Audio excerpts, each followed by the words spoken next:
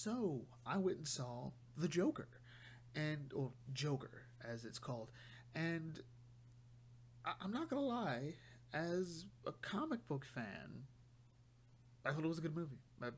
I did, but also as a comic book fan, I'm kind of not that interested in it. I mean, to be fair, I wasn't really that interested in this movie to begin with. I mean, I think I've said it before. I'm a bit burnt out on the Joker, on understanding the Joker. This is, if I had to compare it to anything, it would be sort of a combination of Alan Moore's The Killing Joke and Brian Azzarello's book Joker. And granted, that isn't to say that this movie is an adaptation of that or anything, but The Killing Joke explains a version of Joker's origin, and Azzarello's Joker book is effectively what it's like to work with the Joker. And granted, um, Azzarello's Joker has nothing really to do with this. It has as Azzarello's Joker book is mostly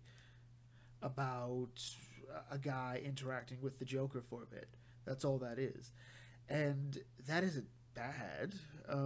But here, it really is an attempt to say, well, how does the Joker come to be? How does someone become the Joker? And what's really cool about that is that there's an entire movement that happens independently of the Joker. So that's something I like. The fact the Joker doesn't set out to make a point. Um, Something happens and the world responds to it, independent of what Joker did or didn't want, or at least what Joaquin Phoenix's character wants. He doesn't become the Joker until much later in this movie. The whole thing is mostly just seeing the process.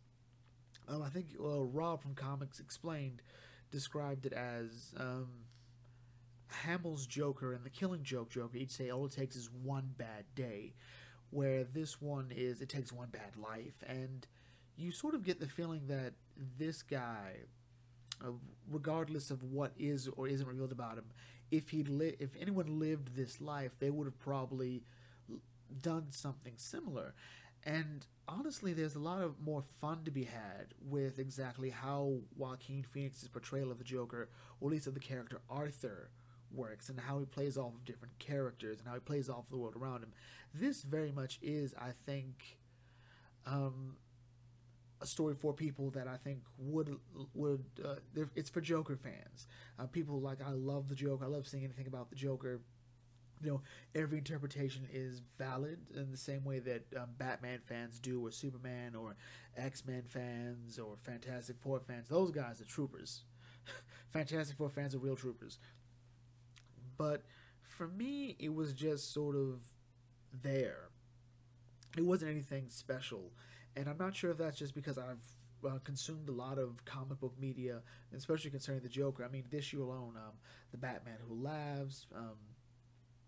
There was the Immortal Man when he's there. There's the Batman Who Laughs appearance in Justice League. There's Last Night on Earth, which technically has Joker. There was In the Wedding. There was, again, I read the Azzarello Joker book this year too, and I'm just sort of. I also read Under the Red Hood this year. Finally, I finally actually read the book, so I'm just sort of okay. The Joker. I also saw Batman Ninja Batman, and like I've seen Joker pretty much everywhere lately, and I'm not sure if that had an effect. But nothing about this movie says that I want to see it again. Um, it's good, but it's just not something that I would like. But this wasn't. This isn't like, say, I would totally love most Batman movies. The same thing with Star Wars. And even though I don't like The Last Jedi or The Force Awakens, I have them because I'm that Star Wars fan. I'm not that Batman. I'm not that Joker fan. I'm that Batman fan. And I would have liked a bit more Easter eggs, or at least more obvious Easter eggs. I probably have missed like 8, probably 9 Easter eggs, if they are there in this movie. I wouldn't have minded if we saw characters like Riddler or Hugo Strange there, at least as mentions. I mean, little spoiler alert, the Wayne family's in this, and they play a bigger role in this than I think anyone would have seen. And that is something I did like about the movie, that it plays around with your expectations.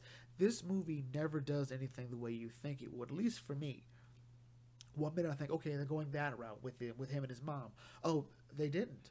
Oh, they're going that route with Joker, with Arthur and the Waynes. Oh, they didn't. Oh, okay. And I'm sort of glad they didn't go one direction with one thing or another.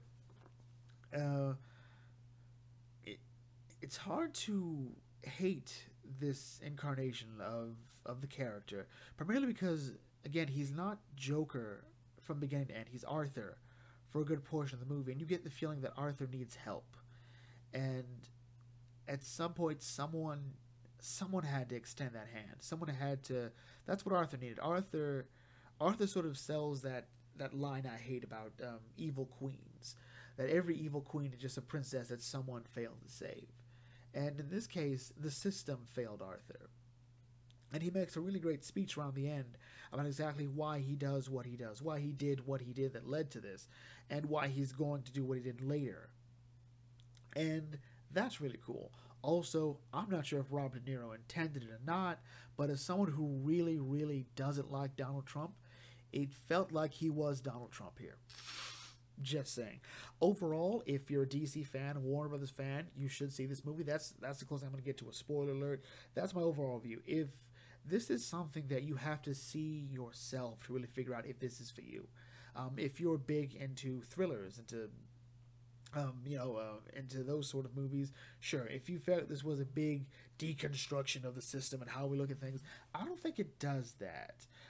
The idea that this movie is we're just going to incentivize more people to shoot up movie theaters, that's fear mongering, and it's also horribly inaccurate. I would recommend you see this movie. Treat yourself.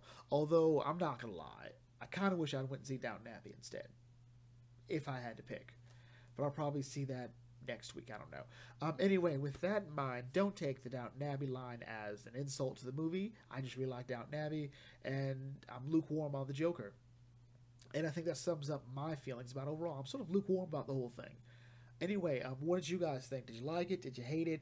Well, should it have been a musical? Did you like all the topless Joaquin Phoenix Joker? Ooh, I couldn't gross me out sometimes. But anyway, leave your thoughts down in the comments section. Check out some other videos, and I will catch you all later. This is the Bucket Think Tank signing off. Thanks for watching. As always, may your fandom serve you well.